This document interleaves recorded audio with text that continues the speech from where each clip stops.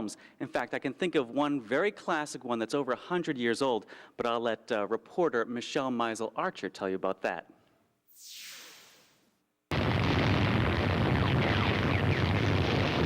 The warning about them broadcasted from New Jersey in the 1930s. They invaded Los Angeles in the 1950s, and they're coming back this year in Steven Spielberg's rendition of War of the Worlds. But the Martians first invaded London 107 years ago in a book penned by H.G. Wells. Essentially, the Martians are shot from a cannon on Mars to Earth. And that's how H.G. Wells imagined a Martian invasion, an attack that has throughout the years captured the attention of movie makers. Thayer is inviting people to discuss this classic novel at the Southeast Library. Most people have not actually read the original novel. So what we want to do is encourage reading the novel, exploring its passage across 107 years.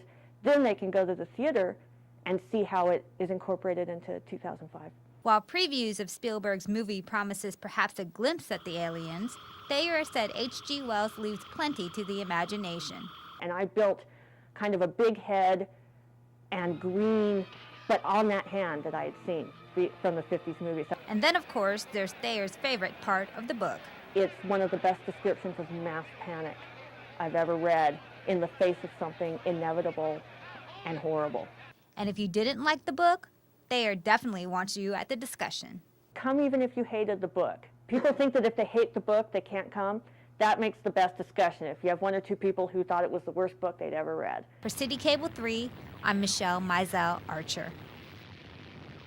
H.G. Wells' War of the Worlds book discussion will take place on Wednesday, June 22nd at 7 p.m. at the Southeast Library. It's free and no registration is needed. Just show up for good talk and some free refreshments too.